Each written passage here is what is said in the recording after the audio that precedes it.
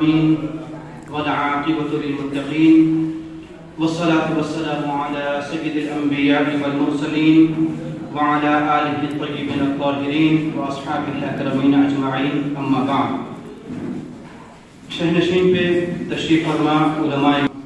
اور محترم بزرگ اور دوستو، السلام علیکم ورحمۃ اللہ وبرکاتہ. آرائش و زیبائش بخشی اس کائنات میں جن و انس کی تخلیق فرمائی اور ان کی ہدایت و رہنمائی کے لیے نبیوں اور رسولوں کا سلسلہ جاری فرمایا. یہ سب پر ظاہر و باہر ہے کہ انبیاء و رسول کی آمد کا یہ سلسلہ خاتم النبیین حضور سرور کائنات صلی اللہ علیہ وآلہ وسلم پر موقوف و منقطع ہو گیا. اب کوئی نبی و رسول تا قیامت آنے والا نہیں، لیکن اللہ رب العزت نے ان مقدس ہستیوں کے مشن کے انجام دہی کے لیے علماء کرام کی جماعت تیار فرمائی. در حقیقت علماء کرام ذمہ دار اور انسانیت کے حقیقی خلیفہ ہیں. اللہ رب العزت نے ان لوگوں کے مبارک کاندھوں پر عوام کو سیدھی راہ دکھانے کی ذمہ داری دے رکھی ہے. یہ وہ جماعت ہے جو امت محمدیہ صلی اللہ علیہ وآلہ وسلم کی اصلاح و رہنمائی کے لیے اللہ رب العزت کی جانب سے مامور ہے. مختلف زمانوں اور ادوار میں یہ جماعت امت احمد مرسل صلی اللہ علیہ وآلہ وسلم کی ہدایت و رہنمائی کے لیے کوشاں رہے گی اور کتاب و سنت کی تفسیر و توضیح اور دعوت و ارشاد کا فریضہ انجام دیتی رہے گی. یہی وہ جماعت ہے جو تقوی و پرہیزگاری سے معانبن ہے، جس کے دل میں ہمیشہ خوف خدا ہوتا ہے. بزبان حق تعالی انما یخشی اللہ من عبادہ العلماء، سورہ فاتر آیت نمبر 28. مفہوم یہ ہے کہ بے شک اللہ تبارک و تعالی سے اس کے بندوں میں علماء ہی ڈرتے ہیں. علاوہ ازیں علماء کرام کی عظمت کا بیان کرتے ہوئے قرآن پاک سورہ زمر آیت نمبر 9 میں رب اللسان ہے کہ قل هل يستوي الذين يعلمون والذين لا يعلمون، یعنی اے نبی صلی اللہ علیہ وآلہ وسلم آپ فرمائیے کہ کیا علم والے اور بے علم برابر ہو سکتے ہیں؟ کتب احادیث کے مطالعے سے بھی علماء کرام کا بلند و بالا مقام و مرتبہ عیاں ہوتا ہے. جیسا کہ بخاری شریف حدیث نمبر 71 میں بیان کیا گیا کہ قال حمید بن عبد الرحمن سمعت معاویہ خطیبا یقول سمعت النبی صلی اللہ علیہ وآلہ وسلم یقول من یرید اللہ بہ خیرا یفقہہ فی الدین، یعنی حمید بن عبد الرحمن کہتے ہیں کہ میں نے سنا حضرت معاویہ رضی اللہ تعالیٰ عنہ دوران خطبہ کہہ رہے تھے کہ میں نے رسول اللہ صلی اللہ علیہ وآلہ وسلم کو ارشاد فرماتے ہوئے سنا ہے کہ جس شخص کے ساتھ اللہ تبارک و تعالیٰ بھلائی کا ارادہ فرماتا ہے اسے دین کی سمجھ عطا فرما دیتا ہے. اسی طرح مسلم شریف حدیث نمبر 1037 میں بھی الفاظ کی بہت ہی معمولی تبدیلی کے ساتھ یہی روایت ملتی ہے. علاوہ ازیں آقا دو جہاں صلی اللہ علیہ وآلہ وسلم نے آج سے تقریباً 14.5 صدی قبل یہ پیشن گوئی بھی فرما دی تھی کہ جس کا مفہوم یہ ہے کہ قرب قیامت لوگوں میں گمراہی و ضلالت، ظلم و ستم، بداعمالی و معصیت اور بے حیائی وغیرہ عام ہو جائے گی. ان کی تبلیغ و اصلاح کے لیے امت محمدیہ کے علماء آگے آ کر جو اپنا فریضہ انجام دیں گے اس کی تصدیق نبی رحمت صلی اللہ علیہ وآلہ وسلم کے ارشادات مبارکہ جن کا ذکر علامہ امام فخر الدین رازی علیہ الرحمہ نے تفسیر یونس آیت نمبر 37 اور 38 کے تحت اور علامہ ملا علی خالد رحمۃ اللہ علیہ نے مرقات المفاتیح جلد نمبر 3 صفحہ نمبر 274 کتاب المناسک باب حرمت المدینہ کے تحت بھی کیا کہ آپ صلی اللہ علیہ وآلہ وسلم نے ارشاد فرمایا کہ علماء امتی کانبیاء بنی اسرائیل، یعنی میری امت کے علماء بنی اسرائیل کے نبیوں کی طرح ہیں. اسی طرح فضیلت علماء کے حوالے سے سنن ترمذی، سنن ابن ماجہ، صحیح ابن حبان و دیگر کتب حدیث میں بھی حضرت ابو داؤد رضی اللہ تعالیٰ عنہ کی ایک طویل حدیث کا ایک جملہ وَإِنَّ الْعُلَمَاءَ وَرَثَةُ الْأَنْبِيَاء، یعنی علماء علم انبیاء کے وارث ہیں کی روایت کے الفاظ بھی ہیں. ان احادیث مبارکہ سے واضح ہو گیا کہ علماء کرام کی وہ ہستیاں ہیں کہ جن کے ساتھ اللہ تبارک و تعالیٰ نے خیر و بھلائی کا معاملہ فرمایا ہوا ہے، اور یہی وہ ہستیاں ہیں کہ جن کو دین کی سمجھ عطا فرمائی گئی ہے. حرکت و ناقص کے حصے میں یہ فضیلت نہیں آتی، بلکہ یہ صرف اور صرف خاصہ ہے علماء ذیشان کا.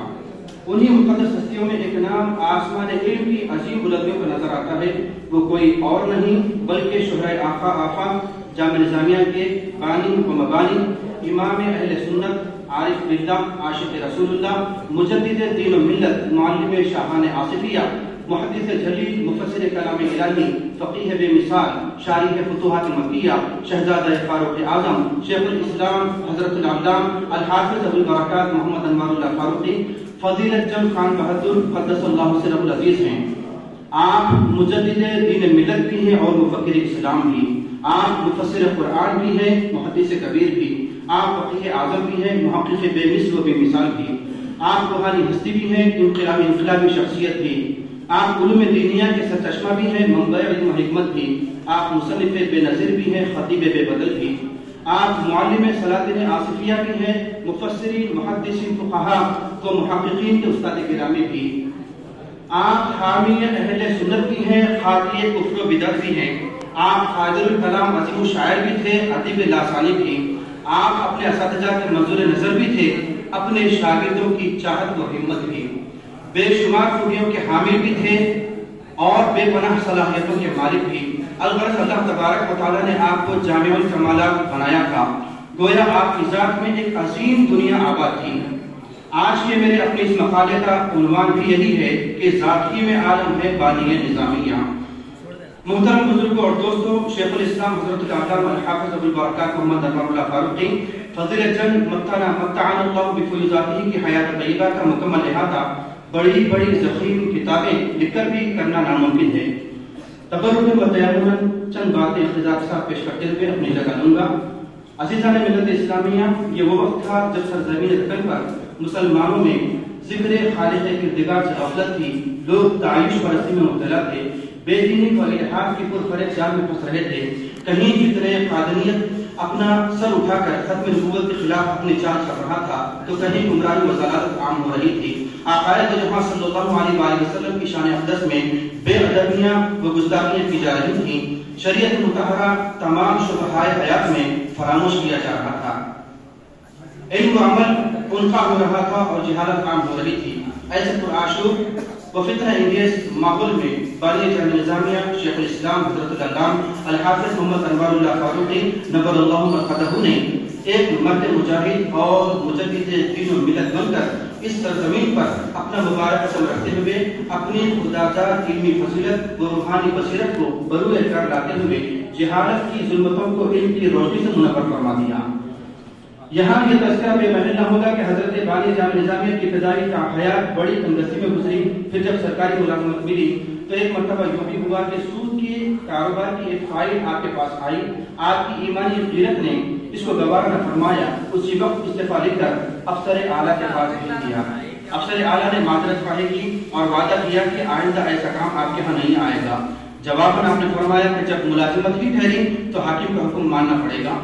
اس لیے مجھ سے یہ کام نہیں ہو سکتا۔ اس طرح آپ نے محض خدمت دین اسلام کی خاطر اس ملازمت کو ٹھکرا دیا۔ بعد تک ملازمت آپ نے زیادہ تر وقت درس و تدریس، تصنیف و تعلیم، تصحیح و تحقیق میں تعلیم میں گزارا اور جلد ہی آپ کے حلقہ درس اور جلالت علمی کی شہرت عام ہو گئی، یہاں تک کہ بادشاہ وقت نواب میر محبوب علی خان آصف جاہ شاشم کی تعلیم پر آپ مقرر کیے گئے۔ آصف جاہ شاشم کے بعد آصف جاہ ہفتم نواب میر عثمان علی خان، پھر ان کے دونوں شہزادے اعظم جاہ بہادر اور معظم جاہ بہادر نے بھی آپ سے شرف تلمذ حاصل کیا۔ یہ سلسلہ تاحیات جاری رہا، گویا دین اسلام کی خاطر آپ ملازمت سے جو دستبردار ہوئے اس کا صلہ اللہ تبارک و تعالیٰ نے آپ کو یوں دیا کہ شاہان وقت و شہزادگان آصفیہ آپ کی نالین برداری پر ناز کرتے تھے۔ بادشاہ وقت نے آپ کو فضیلت جنگ اور خان بہادر کے خطابت دیے، یقیناً ان خطابات کا آپ کو دیا جانا در حقیقت بادشاہ وقت کے لیے ہی ایک بڑا اعزاز تھا۔ ایک طرف آپ کی شان و شوکت تھی تو دوسری طرف آپ درویش کامل بھی تھے، کھانے پینے سونے جاگنے رہن سہن میں مکمل مجاہد نفس ہوتا، شب بیداری ہوتی، تہجد کے سلسلے درس و تدریس جاری رہتا، سخت بچھونا، سادہ غذا، مزاج میں عز و انکسار، عبادت میں فرائض کے علاوہ اوابین، تہجد، اشراق اور ایام بیس کے روزے وغیرہ شامل تھے۔ رمضان مبارک تو گویا بطور ایک جشن بہار گزرتا، 2-3 ماہ قبل ہی سے اس کی تیاری شروع فرمائی جاتی اور پورا ماہ سیام 500 تا 600 روزے داروں کے لیے سحر و افطار کی ضیافت کا اہتمام کیا جاتا۔ مہمانوں کے لیے انواع و اقسام کے کھانے، دوست احباب، علماء کرام و مشائخ نظام، طلباء و مریدین سبھی دسترخوان پر ہوتے، لیکن بانی جامع نظامیہ طلباء کی خاص طور پر دلجوئی و پذیرائی فرماتے۔ اللہ رب العزت نے آپ کو جو علمی بلندیاں عطا فرمائی تھیں اور جو علمی کردار سے عملی کردار سے نوازا تھا، آپ نے اپنے اس علمی انوار و عملی کردار سے ایسے بے شمار چراغ روشن فرمائے کہ جن کی روشنی نے ایک بڑی دنیا کو ہمیشہ ہمیشہ کے لیے رخشندہ و تابندہ بنا دیا۔ پیش فرمائی کہ مسلمانوں میں جو ذکر خدا سے دور تھے وہ ظاہر حق بن گئے، ان کے اندر جو تعیش پرستی تھی وہ فقیرانہ مزاج حق پرستی سے بدل گئی، زندگیوں میں انقلاب آنے لگا، بے دینی و الحادی کی کیفیت مان پڑ گئی اور دین کی طرف رغبت بڑھنے لگی، فتنہ قادیانیت کا سر جھکنے لگا، عقیدہ ختم نبوت کو سربلندی ملنے لگی، گمراہی و ضلالت رہنمائی کو ہدایت سے بدلنے لگی۔ شان رسالت پاک صلی اللہ علیہ وآلہ وسلم میں بے ادبیوں اور گستاخ علیہ وسلم کا سمجھدر وجد میں آنے لگا اور خلوق عشق سرکار صلی اللہ علیہ وآلہ وسلم سے سرشار ہونے لگے۔ تمام شعبہ حیات میں شریعت مطہرہ کو جو فراموش کیا جا رہا تھا اب بجائے فراموش کیے جانے کے 500 لحاظ رکھا جانے لگا، علم کا بول بالا ہونے لگا اور جہالت کا منہ کالا ہونے لگا، مردہ دلوں میں نئی جان آنے لگی۔ بانی جامع نظامیہ در حقیقت رحمت خدا و عظمت مصطفیٰ صلی اللہ علیہ وآلہ وسلم کے حقیقی ترجمان، عارف باللہ، پیکر عشق مصطفیٰ صلی اللہ علیہ وآلہ وسلم، علم و فضل و حکمت کے ایک زرخیز خزانہ، جہل کی ظلمتوں کو مٹانے والے ایک دینی محرک کا نام ہے۔ وہ فقط ایک شخصیت نہیں بلکہ ایک دستہ و خانقاہ تھے، وہ ایک ہستی نہیں بلکہ ایک بے مثال انجمن تھے، صرف ایک آدمی نہیں بلکہ ایک عقیدہ، ایک مسلک و مشرق تھے، وہ صرف ایک ذاتی نہیں بلکہ اپنے اندر ایک بڑی دنیا آباد رکھتے تھے۔ مزاج فقیرانہ تھا لیکن اللہ تبارک و تعالیٰ نے آپ کو دنیا علم و عرفان کا تاجدار بنایا تھا۔ آپ کا سلسلہ نسب بھی بڑا عظیم کہ 40ویں پشت میں حضرت فاروق اعظم رضی اللہ تعالیٰ عنہ سے جا ملتا ہے۔ آپ نے ایک عظیم دینی درسگاہ جامع نظامیہ کی بنیاد ڈال کر اسے اتنا باعظمت اور باوقار بنا دیا کہ جہاں سے ہر ایک کی علم و فن کی جو تشنگی ہے وہ پوری طرح مٹ جائے۔ وہ ایک ایسے رہبر و ہادی تھے کہ جس کسی کو ان کا راستہ ایک بار مل گیا وہ کبھی ضلالت و گمراہی کی طرف نہیں لوٹا۔ آپ نے علم کا اجالا اس طرح پھیلایا کہ لوگوں کی زندگیاں منور و تابہ ہونے لگی۔ آپ اتنی بابرکت و عظیم ہستی تھے کہ جسے بھی آپ کا دامن لطف و کرم ملا در حقیقت وہ آقا دو جہاں صلی اللہ علیہ وآلہ وسلم کے سایہ رحمت میں آ گیا۔ اللہ سبحانہ و تعالیٰ نے آپ کو مستجاب دعوت بنایا کہ جس کے حق میں آپ دعا فرما دیتے اللہ تبارک و تعالیٰ اسے دنیا و آخرت میں سربلندی و سرفری عطا فرما دیتا۔ جسے آپ کا آسرا مل جائے اس کے گڑگڑانے کا سوال ہی پیدا نہیں ہوتا۔ بانی نظامیہ ہو جو ظلمت کو دور کر کے روشن حیات عطا فرمائے، بانی نظامیہ ہو جسے ہمیشہ قرب خدا و مصطفیٰ حاصل رہا، بانی نظامیہ ہو جو مسائل و مشکلات کا سامنا کرتے رہے لیکن مبارک پیشانی کبھی شکن آلود نہیں ہوئی، بانی نظامیہ ہو جو بے قصور اور مصیبت زدہ لوگوں کا ہمیشہ سہارا رہا، بانی نظامیہ ہو جس نے بے ہنر کو باہنر بنا دیا، بانی نظامیہ ہو جس نے فتنہ وہابیت و قادیانیت کا سامنا کرتے ہوئے ان کا خلا ہما فرمایا، بانی نظامیہ وہ ہستی کہ آپ کے چاہنے والے کو ہمیشہ یہ محسوس ہوتا ہے کہ آپ اس کے ساتھ ہیں، بانی نظامیہ وہ جو ہندوستان میں اللہ کی ضیاء بن کر حاضر ہوئے، ظاہر ہوئے، بانی نظامیہ وہ جو علم و دانش کے بقا ہوئے، بانی نظامیہ وہ جو مشکلوں و پریشانیوں میں آسرا بنے، بانی نظامیہ وہ جو ہر ایک کے حق میں رحمتوں کا ایک عظیم سلسلہ بن کر ظاہر ہوئے، بانی نظامیہ وہ جو وارث علم مصطفیٰ و انبیاء ہوئے، بانی نظامیہ وہ جو اپنا فیضان آج بھی سارے عالم پر جاری رکھے ہوئے ہیں، بانی نظامیہ وہ جو ہر ایک کا مدعا بنے، بانی نظامیہ وہ کہ جن کے سائے میں آج بھی اگر کوئی آتا ہے تو اسے آپ کی ذات بابرکت سے فیض خدا و مصطفیٰ ضرور حاصل ہوتا ہے، بانی نظامیہ وہ کہ جن کا ظاہر و باطن ایک تھا، بانی نظامیہ وہ کہ جنہوں نے حق تعالیٰ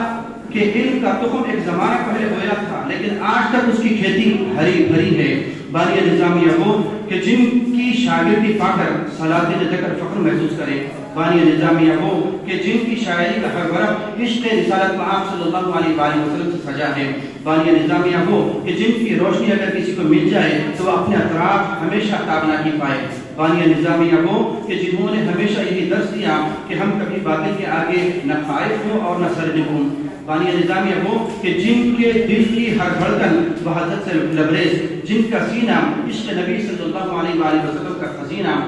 جن کی ہر ایک ادا احکام قرآن مجید و سنت رسول اللہ صلی اللہ علیہ وآلہ وسلم سے عبارت، بانی نظامیہ وہ کہ جن کی گفتگو میں صداقت صدیقی، جن کی مبارک پیشانی میں رعب جلال فاروقی، جن کے دل میں سخاوت عثمانی، جن کی زبان حق زبان میں جرأت اسد اللہ کی۔ بانی نظامیہ ہو کہ جب وہ فتویٰ دے تو امام اعظم کی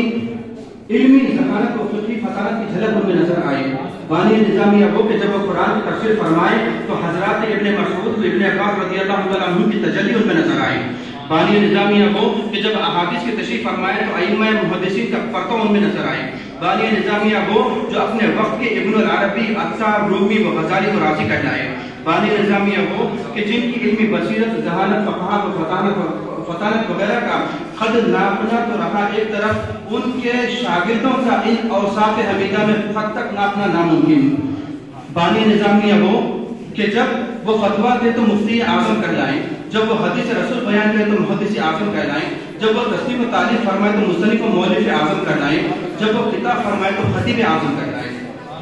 بانی نظامیہ کا جہاں عمومی حلقہ درس ہوا کرتا تھا وہیں ایک مخصوص حلقہ درس بھی ہوا کرتا تھا جس میں احمد کے نانا محترم رئیس المفسرین فقیہ اعظم حضرت علامہ مفتی محمد رحیم الدین نور اللہ مرقدہ بھی ہوتے، اور وہ درس حضرت محی الدین ابن عربی رحمۃ اللہ علیہ کی مشہور و معروف عربی تصنیف فتوحات مکیہ کا ہوتا، جس میں بانی جامع نظامیہ ایک جملے میں پنہا تصوف و معرفت کے اسرار و نسخ کی اس انداز میں توضیح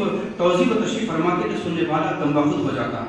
سامعین کرام، آئیے بانی جامع نظامیہ شیخ الاسلام حضرت العلامہ الحافظ محمد انور اللہ فاروقی فضیلت جنگ قدس اللہ سرہ العزیز کی عظیم بے مثال و بے نظیر خدمات پر ایک سرسری نظر ڈالتے ہیں۔ جامع نظامیہ کا قیام 1292 ہجری مطابق 1875 میں مدرسہ نظامیہ کا قیام عمل میں آیا۔ یہ مدرسہ آپ کی متاع عزیز، سرمایہ حیات اور کل اثاثہ بن گیا۔ آپ کی صحیح پیغام سے یہ مدرسہ آگے چل کر ایک عظیم اسلامی یونیورسٹی جامع نظامیہ کے نام سے نہ صرف دکن و ہندوستان بلکہ سارے عالم میں لازوال شہرت کا حامل بن گیا، اور تشنگان علم و فن دنیا کے کونے کونے سے یہاں آ کر اپنے علم کی پیاس بجھانے لگے۔ یہاں یہ تذکرہ کرتے ہوئے بہت مسرور ہوں کہ آخر کے پڑھ نانا عمدۃ العلماء رئیس المحدثین حضرت علامہ محمد یعقوب علیہ رحمہ بحیثیت شیخ الحدیث، نانا محترم شاگرد خاص و خلیفہ حضرت بانی جامع نظامیہ علیہ رحمہ رئیس المفسرین فقیہ اعظم حضرت علامہ مفتی محمد رحیم الدین نور اللہ مرقدہ بحیثیت شیخ الجامعہ، حضرت رئیس المفسرین کی ہمسوس اس حوالے سے رشتے میں آخر کے نانا محترم ہوتے ہیں، یعنی فقیہ اعظم حضرت علامہ مفتی محمد عبدالحمید علیہ رحمہ سابق امیر ملت اسلامیہ وہ بحیثیت شیخ الجامعہ، آخر کے والد بزرگوار مفسر دکن حضرت علامہ قاضی محمد عطا اللہ نقشبندی قادری علیہ رحمہ بحیثیت معین المدرس کچھ عرصہ وہ ممتحن سالانہ امتحانات آدم عزیز، عمدۃ القراء حضرت علامہ محمد انصار علی قریشی جاوید نقشبندی قادری علیہ رحمہ جو آخر کے رشتے میں نانا و دادا ہوتے ہیں، بحیثیت استاد و مؤدب حضرت ام محترم مفتی اعظم حضرت علامہ مفتی محمد عظیم الدین علیہ رحمہ بحیثیت صدر مفتی جامع نظامیہ قادم عزیز، آپ ہی کے برادر حقیقی ام محترم حضرت مولانا محمد سراج الدین علیہ رحمہ بحیثیت منتظم جامع نظامیہ، آخر کے خالہ زاد ماموں حضرت مولانا محمد حامد حسین صاحب، فرزند رابع حضرت علامہ مفتی عبدالحمید علیہ رحمہ بحیثیت استاد، اور آخر کے حقیقی بہن بھائی حضرت مولانا حافظ محمد حمید اللہ خان صاحب بحیثیت استاد شعبہ حفظ اپنی گراں قدر اور ناقابل فراموش خدمات انجام دے چکے ہیں۔ مطلب الالباب میں حضرت علامہ مفتی محمد رکن الدین علیہ رحمہ اپنے تراز ہیں کہ بانی جامع نظامیہ نے اپنے وصال سے چند روز قبل فرمایا کہ یہ مدرسہ خالص دینی علوم پڑھانے کے لیے قائم کیا گیا ہے، اس میں ہر ملک کے طلباء کو داخلہ دیا جائے اور بغیر کسی فیس کے قیام و طعام اور لباس کا انتظام کیا جائے۔ علاوہ ازیں آپ نے فرمایا مدرسے کے انتظام اور تعلیم کے لیے جو اساتذہ مامور ہوں وہ سب کے سب اہل سنت و جماعت سے ہوں اور میرے ہم مشرف ہوں۔ جامع نظامیہ کی صنعت کا مرتبہ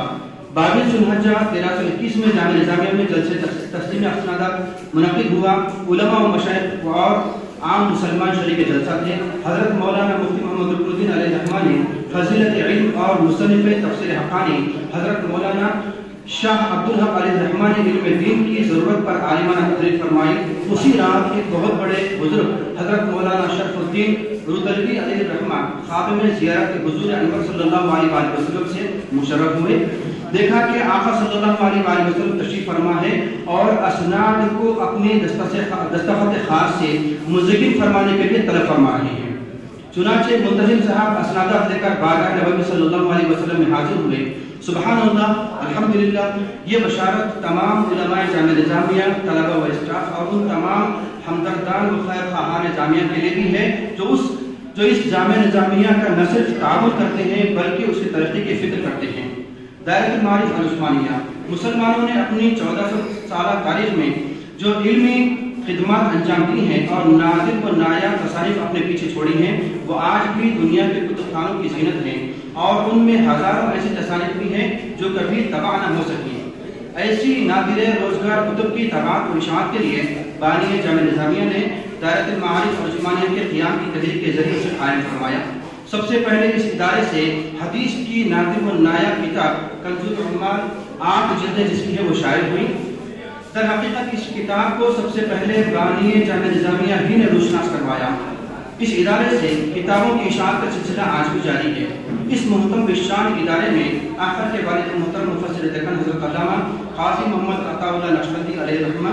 بحیثیت مصحح اور ام محترم مفتی اعظم حضرت علامہ مفتی محمد عظیم الدین علیہ رحمہ بحیثیت صدر مصحح اپنی خدمات انجام دے چکے، الحمدللہ اعلیٰ ذالک۔ اشاعت العلوم، مجلس اشاعت العلوم بانی جامعہ نظامیہ نے ایک ایسا ادارہ بھی قائم فرمایا جو صرف اسلامی تحقیقی تصانیف شائع کرے۔ اس ادارے سے اب تک سینکڑوں تحقیقی کتب شائع ہو چکی ہیں اور بعض کتابیں تو مقبول عام ہو کر بارہا چھپ چکی ہیں۔ امی محترم مفتی اعظم حضرت علامہ مفتی محمد عظیم الدین علیہ رحمہ اس کے صدر نشین بھی رہ چکے۔ کتب خانہ آصفیہ یعنی سینٹرل لائبریری حیدرآباد دکن میں کوئی ایسا معیاری کتب خانہ نہیں تھا کہ جس سے عوام و خواص یکساں استفادہ کر سکیں۔ حضرت بانی جامعہ نظامیہ نے اس کی تحریک فرمائی اور 1308 ہجری میں کتب خانہ آصفیہ جو سقوط حیدرآباد کے بعد سینٹرل لائبریری کے نام سے جانی جاتی ہے قائم فرمایا۔ یہ ایک ایسا عظیم الشان کتب خانہ ہے کہ جس کی مثال بر صغیر میں نہیں ملتی۔ تعلیمی اداروں کی تاسیس، ان عظیم اداروں کی تاسیس اور بنا کے علاوہ بھی حضرت بانی جامعہ نظامیہ نے دکن میں متعدد دینی مدارس قائم فرمائے، بر صغیر کے متعدد دینی مدارس کو گراں قدر امدادیں جاری فرمائی، مساجد کو امدادیں فراہم فرمائی۔ آسٹریلیا کی ایک مسجد کی تعمیر کے لیے 40,000 کی رقم بھجوائی جو اس دور میں ایک بہت بڑی بھاری رقم تھی۔ اسی طرح بصرہ کی ایک مسجد کے لیے بھی بڑی رقم آپ نے ارسال فرمائی۔ علاوہ ازیں ان اداروں کی فہرست خاص طویل ہے جو حضرت بانی جامعہ نظامیہ کے شاگردوں اور مریدوں نے قائم کی ہے۔ ایسے ادارے بھی فی الحقیقت بانی جامعہ نظامیہ کے فیض کے ہی مظاہر ہیں۔ وقت کی تنگی کے سبب ان تفصیلات کو پیش کرنا محال ہے۔ تصنیف و تالیف، ان عظیم شان علمی و تعلیمی خدمات کے علاوہ حضرت بانی جامعہ نظامیہ اپنا خاصا وقت تصنیف و تالیف میں صرف فرماتے۔ چنانچہ جن مختلف موضوعات اور حساس مسائل پر آپ نے قلم اٹھایا ان میں چند یہ ہیں: مقاصد الاسلام 11 حصے، افادۃ الافتحام 2 حصے، حقیقت الفقہ 2 حصے، کتاب العقل، انوار احمدی، انوار الحق، الکلام المرفوع فیما یتعلق بالاحادیث الموضوع، خدا کی قدرت، خلق افعال، انوار اللہ الودود فی مسئلہ وحدت الوجود اور شمیع الانوار وغیرہ۔ وزارت امور مذہبی میں اصلاحات، حضرت شیخ الاسلام بانی جامعہ نظامیہ جب وزارت مذہبی پر فائز ہوئے تو آپ نے امور مذہبی کے دفاتر منظم فرمائے، شرعی خدمات کی انجام دہی کے لیے اہل حضرات کو معمول فرمایا، ائمہ مساجد کی تعلیم و تربیت کا بندوبست فرمایا، بالخصوص سجادگان حضرات کے فرزندان کی تعلیم و تربیت کے لیے ایک خاص نصاب ترتیب فرمایا جو ہدایت شیوخ المعروف و نصابی سجادگان کے نام سے آج بھی مشہور و مستند مانا جاتا ہے، جس کے مصنف حضرت شاہ محمد شتاری علیہ رحمہ ہیں۔ ماڈل نکاح نامہ کی ترتیب، معاملات نکاح میں بڑی بدنظمی اور دھوکہ و فریب سے کام لیا جاتا تھا، بہی سبب عقد کی ساری تفصیلات کا باضابطہ ریکارڈ رکھنے کے لیے نکاح کے سیاہ نامے اور بکلیٹس مرتب فرمائے، اس میں ایجاب و قبول و گواہی، مقدار مہر اور تاریخ مہر کے اندراج کو لازم قرار دیا گیا۔ اس سے پہلے یہ معاملات زبانی ہوا کرتے تھے جس کی وجہ سے عوام کئی مسائل کا شکار ہو رہے تھے۔ یہ ناقابل فراموش اصلاحی کارنامہ آج بھی جاری ہے۔ 2005 میں اسی نکاح نامے کی بنیاد پر مسلم پرسنل لا بورڈ نے ماڈل نامہ نکاح مسلم پرسنل رپورٹ نے ماڈرن نکاح نامہ تیار کیا، خطبہ میلاد النبی صلی اللہ علیہ وسلم کا اہتمام، شہر حیدرآباد فرخندہ بنیاد کی عظیم و معروف مسجد جسے تاریخی مکہ مسجد کہا جاتا ہے، اس میں نماز جمعہ 2 بجے ہوا کرتی تھی۔ آپ نے اس کا وقت تبدیل کروایا، ساتھ ہی ساتھ مکہ مسجد میں خطبہ و جلسہ میلاد النبی صلی اللہ علیہ وسلم جاری فرمایا، جو الحمدللہ آج بھی پوری آب و تاب کے ساتھ جاری ہے۔ الغرض جیسا کہ ابتداء احمد نے عرض کیا تھا کہ تبرکن کو تیمم چند باتیں اختصار کے ساتھ پیش کروں گا، لہٰذا آخر ہی کے اس شعر کے ساتھ کہ دیکھنا ہو گر عالم دیکھو ذات انور کو، دیکھنا ہو گر عالم دیکھو ذات انور کو، ذات ہی میں عالم ہے بانی نظامیہ، ذات ہی میں عالم ہے بانی نظامیہ۔ اپنی گفتگو کو سمیٹتے ہوئے بارگاہ رب العزت میں دست بدعا ہوں کہ اللہ تعالیٰ ہمیں حضرت بانی جامع نظامیہ کے بتلائے ہوئے راستے پر ہمیشہ چلتے رہنے کی توفیق عطا فرمائے، آپ کا فیضان ہم پر جاری و ساری رکھے، آمین ثم آمین بجاہ طٰہٰ و یاسین صلی اللہ علیہ وسلم۔ حضرات، جیسا کہ آپ جانتے ہیں کہ آج کا یہ جو سیمینار مقرر کیا گیا ہے، یہ 150 سالہ تاسیس جامع نظامیہ کی مسرت میں اور اس سے سراپا قدس حضرت شیخ الاسلام خیر سے بہت شکریہ ادا کرتا ہوں۔